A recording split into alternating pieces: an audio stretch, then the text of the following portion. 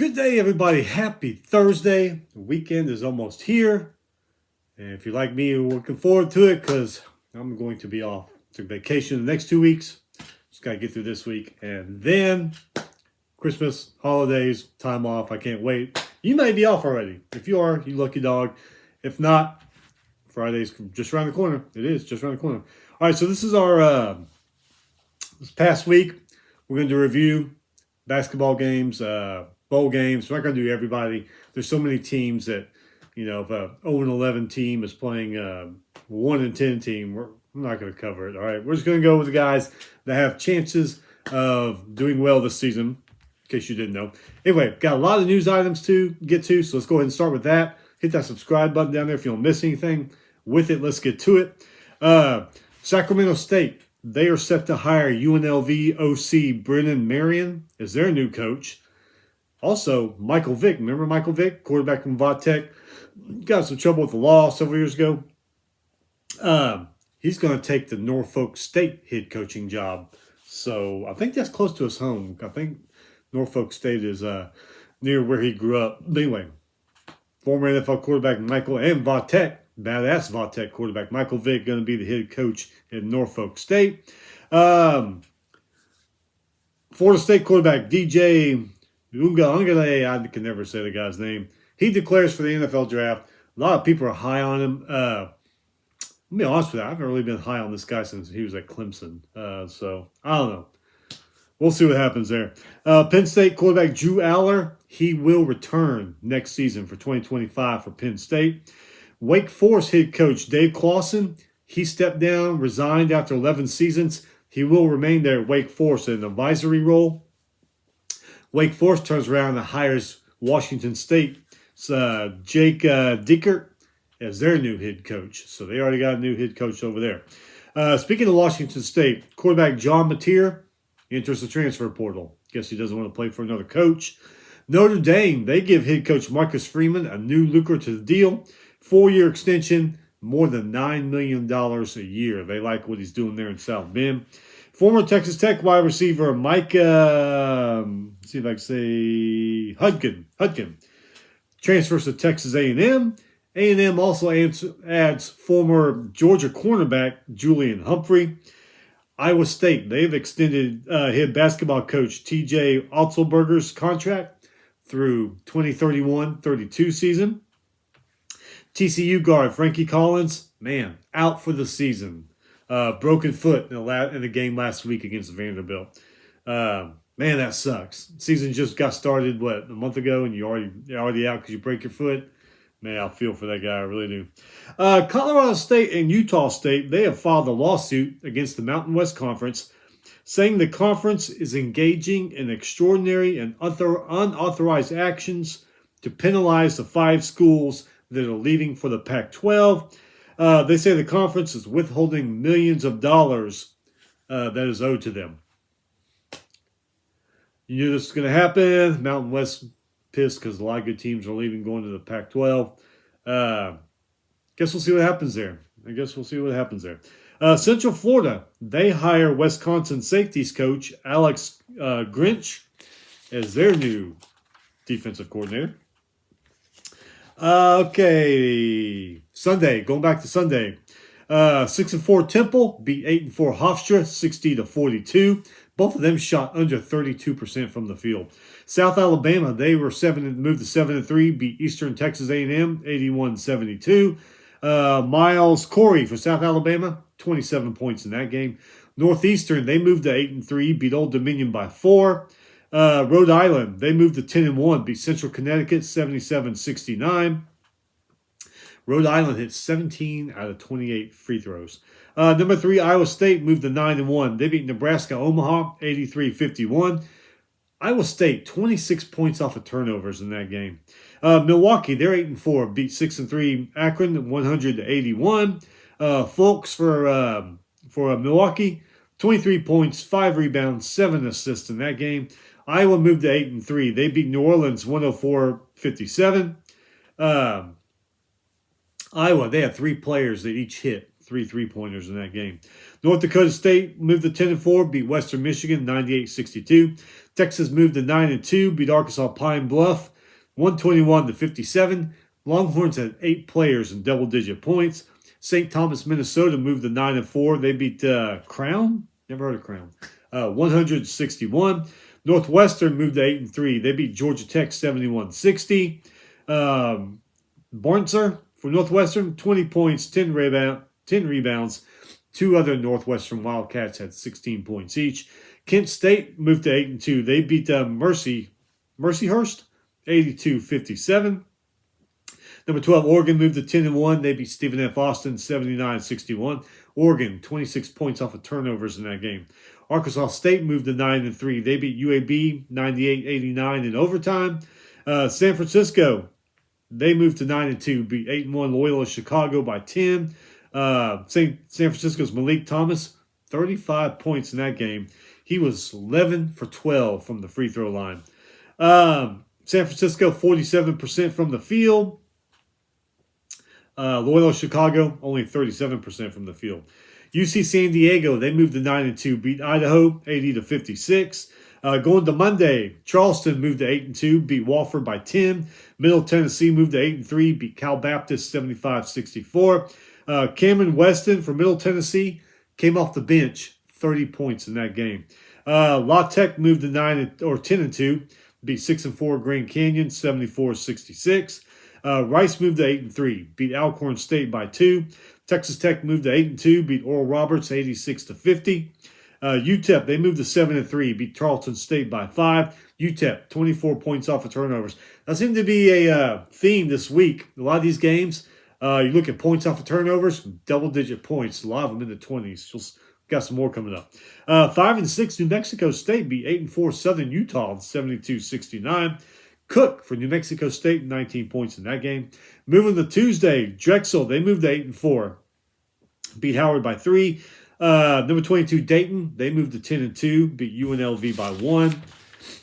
St. John's moved to 9-2. They beat 8-3 DePaul, 89-61. St. John's, 55% from the field. DePaul, only 39%. Number 20, Michigan State, they moved to 9-2. Beat Oakland, 77-58. Number 5, Duke, they moved to 9-2, beat George Mason 68-47.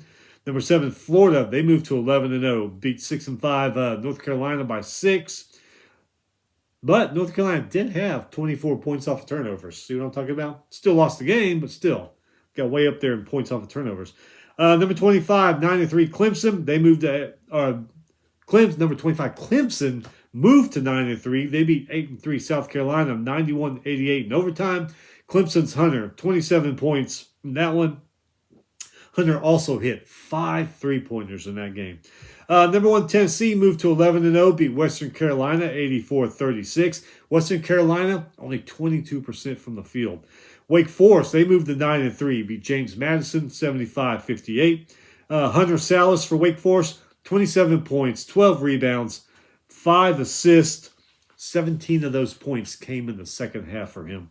Number 7, Ole Miss moved to 10-1. They beat Southern 74-61. Jalen Murray for Ole Miss, 18 points, all 3-pointers. Hit 6 3-pointers in that game. Florida State moved to 9-3. They beat 9-4 Winthrop, 82-64. Marist moved to 7-2, beat Stony Brook by 2. High Point, they moved to 11-2, beat Carolina University 91-31. High Point, they led this game by 33 at halftime. They just kept on rolling. St. Bonaventure moved to 11-1. They beat Siena 65-48. Liberty moved to 11-1. They beat St. Andrews 124-50. Man. Taylor Peter for Liberty, 30 points in that game. Maryland, they moved to 9-2. They beat St. Francis, Pennsylvania 111-57. Sultan McGill for Maryland, 24 points. He hit 4 3-pointers in that game. Missouri, they moved to 10-1. They beat Jacksonville State 83-72. Missouri hit 12 3-pointers in this game. 14 points off of turnovers also for the Tigers. 7-7 Kansas City beat 8-3 Wichita State by 10. Kansas City, 53% from the field. Wichita State, only 39%. That's crazy when you think how good Wichita State's basketball teams have been over the last couple of decades. Villanova, they moved to 8-4, beat Seton Hall 79-67. Mississippi State, they moved to 10-1. They beat Central Michigan 83-59. Mississippi State's Claudell Harris Jr., he hit 5 3-pointers in that game. Number 2, Auburn, they moved to 10-1. They beat Georgia State 100-59. Chaney Johnson from Auburn came off the bench, 26 points, 8 rebounds. Drake, they moved to 10-0, beat Kansas State by 3 in overtime. Western Kentucky, right? Western Kentucky, yeah. They moved to 8-3, beat Seattle 86-73. LSU, they moved to 9-2. They beat Stetson 99-53. LSU, 14 3-pointers. Nice. Boise State moved to 8-3. They beat Texas Southern 82-51. Boise State 22 for 30 from the free throw line. 6-5 Colorado State beat 9-4 Radford by 10. Colorado State better than the field, and they had more rebounds. UC San Diego, they moved to 10-2. They beat 10-1 Utah State by 2. Teams close in post-game numbers. So you look through the categories, all the numbers, they're really close. But once again, UC San Diego, 22 points off of turnovers. Utah, they moved to 8-2. They beat Florida A&M by 30. Utah, 27 points off of turnovers. All right, number 15, UCLA, they moved to 10-1. They beat Prairie View A&M 111-75. UCLA, 9-game win streak. Stanford, they moved to 9-2. They beat Merrimack 74-68. Stanford's Maxim, is that Renard? Maxim Renard. 9th double-double this season. That's the most in Division I. Oregon State moved to 8-2. They beat Sacramento State 82-45. Sacramento State don't care. They got a new football coach. Football. We had the Frisco Bowl. Number 25, Memphis beat West Virginia 42-37. Memphis is Seth Hennigan, 294 passing yards, 2 touchdowns. One of them to Demir Blankumesi, who had 4 catches for 120 yards. Pretty damn nice there. West Virginia had the ball 7 more minutes in this game, had more first downs, better on 4th down, better passing, or more passing yards, more rushing yards, more total yards. But they did have more penalties and turnovers. I guess that's why they lost the game. Memphis, they ended up 11-2 for the year. West Virginia, 6-7. All right, moving to last night. UMass Lowell, they moved to 9-4. They beat Stonehill 78-67. Georgetown's 9-2. They beat Creighton 81-57. UNCW is 8-3. They beat Florida Gulf Coast 79-66. Number 21, Memphis. They are 9-2. They beat West Virginia 64-62. Chattanooga 8-4. They beat Tennessee Wesleyan 99-52. Temple beat Davidson by 1. Both of them are 8-4. Number 11, UConn. They are 9-3. Beat 8-4 Xavier by 5 in overtime. George Washington is 10-2. Beat Lafayette by 20. 5-7 UMass beat 8-4 Northeastern. Look at there, huh? By 5. Longwood, they are 10-3. Beat Campbell 77-55. Furman is 11-1. Beat who's that? Montreat. Montreat, I think, by 25. Can't read my writing. Sometimes when you write a lot, you write fast. I hate that. Loyola Chicago, they are 9-1. Beat Kansas. How you say that? Kansas by 12. Number 15, Houston, they are 7-3. Beat Toledo 78-49. Illinois State's 8-4. Beat Northern Illinois 81-60. North Texas, they are 7-3. Beat Mississippi Valley State 83-42. Vanderbilt, they are 11-1. Beat Citadel 105-53. Oklahoma State, they are 7-3. Beat Tarleton State by 5. Bradley's 10-2. They beat 9-4 San Francisco by 2. Number 6 Alabama beat North Dakota 97-90. Tight game all the way. North Dakota actually led this game by 3 at halftime. 5-5 Arizona beats 9-3 Samford 96-64. Nice, guys. Way to go. Number 14 OU are 11-0 now. They beat number 24, 8-3 Michigan by 1. OU's Jeremiah Fears, 4 points in the last 11 seconds. Hit a three, got fouled, went to the line, hit that one. 4 points in the last 11 seconds. Number nine, Marquette beat Butler by 10. Number 13, Gonzaga beat Nichols 102-72. Gonzaga 24 for 27 from the free throw line. 8-3 Washington beat 9-3 Washington State 89-73. 6 Husky players were in double-digit points. All right, so we had 2 bowl games last night. Checked out the Boca Raton Bowl. Wasn't too bad. James Madison beat Western Kentucky 27-17. James Madison ends the season 9-4. Western Kentucky ends at 8-6. Remember, James Madison went to Louisiana Monroe, lost up there, and Louisiana Monroe, they kind of went downhill. So it's got to be killing James Madison. They lost that game. Otherwise, they could have a 10-win season. LA Bowl, number 24, UNLV beat Cal 24-13. UNLV ends the season 11-3. Proves they don't need the quarterback that quit on them back in whatever it was, September, October. Cal, though, hey, 6-7. I mean, you start off great. After that Miami game, you kind of went on a losing streak. But then, man, you started winning again. Good season for Cal. 6-7 is a good season for them. All right. Some preview here coming up this weekend. Start today, Thursday. Tonight, might be a pretty good one here. 6 p.m. ESPN2, the New Orleans Bowl. 8-4 Georgia Southern versus 9-3 Sam Houston. Both these teams are good in the passing and the rushing game, so that might be a pretty good one to watch. If you want to watch that, you got basketball. 6:30 ESPN Plus.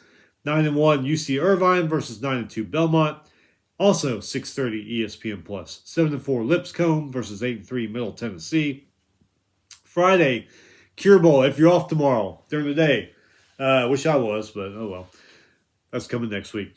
11 a.m. on ESPN. Hey, this might be a pretty good one. If you're at work, put it on the computer, or if you're not off.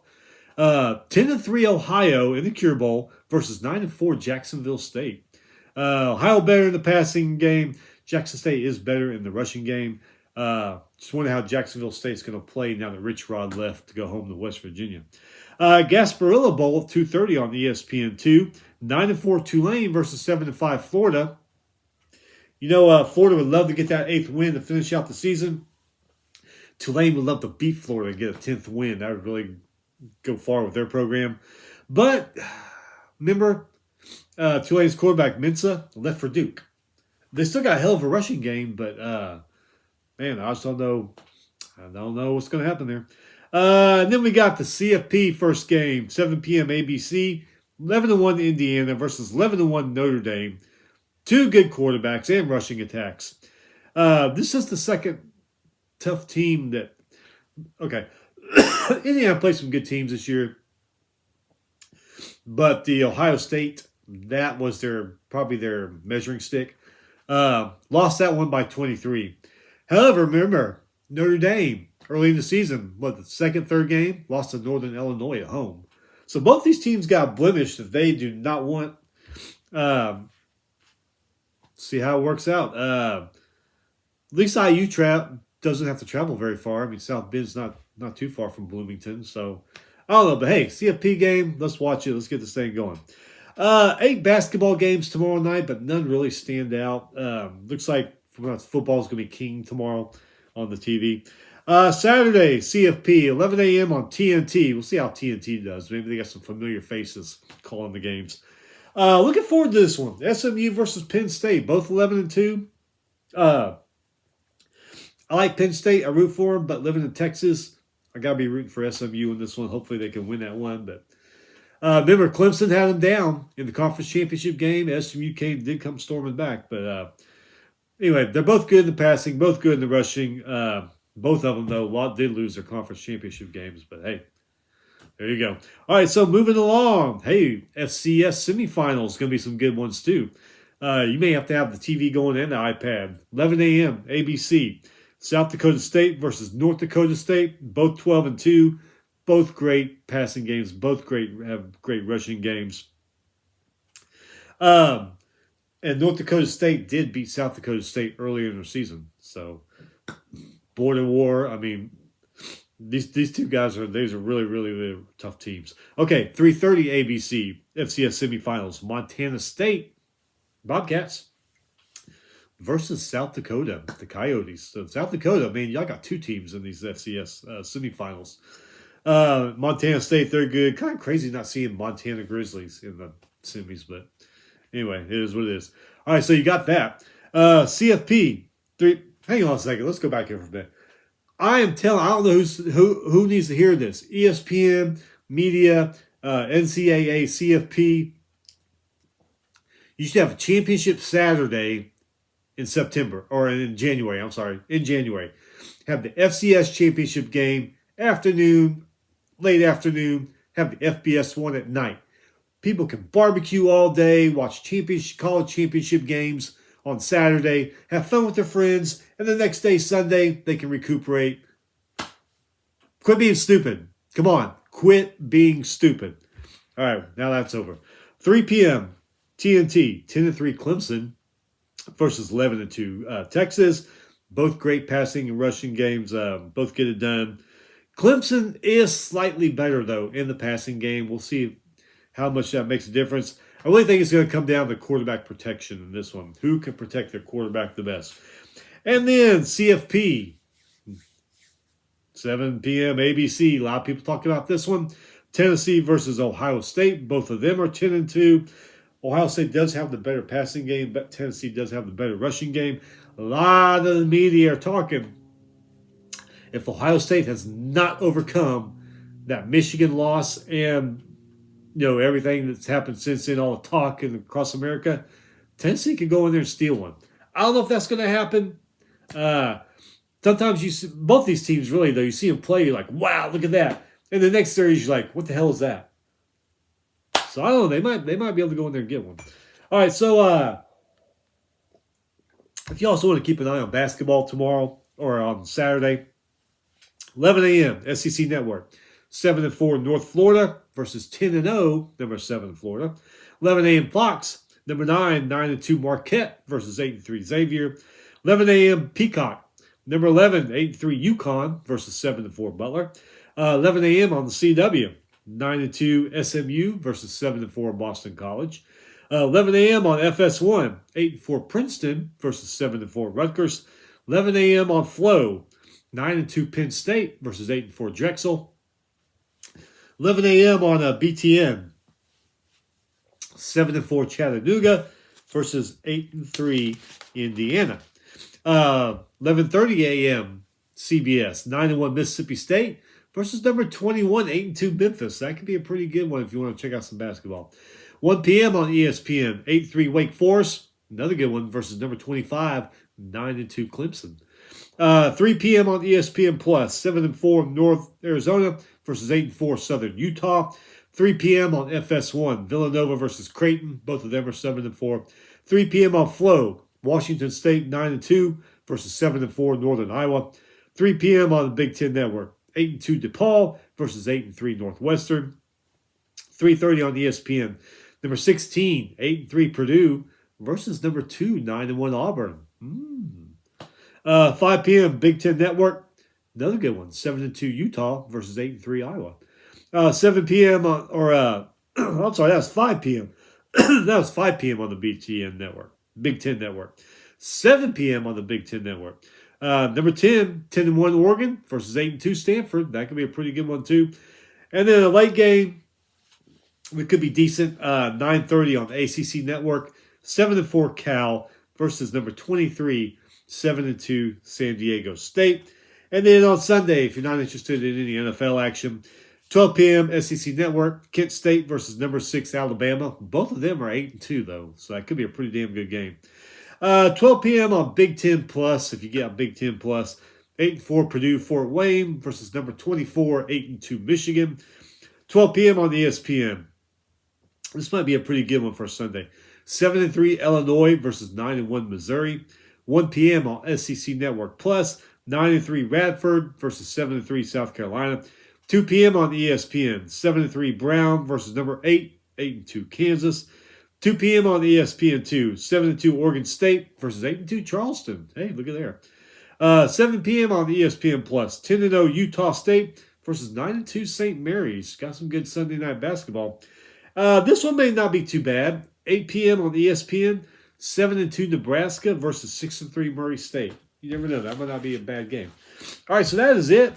If you got to finish out the week, man, stay busy. Friday's just around the corner. You can already see it and smell it. We'll be back probably either Sunday or Monday to go over everything that happens from tonight to Sunday. So back then before Christmas. And then because of Christmas, won't be doing a preview show next week because I got family in and all that. But we will do another review show the following Sunday. So just a review show Monday about what happens over the next couple of days. And then to another review show on Sunday. So that is it. Stay safe. Have fun. We'll see you back on Sunday or Monday.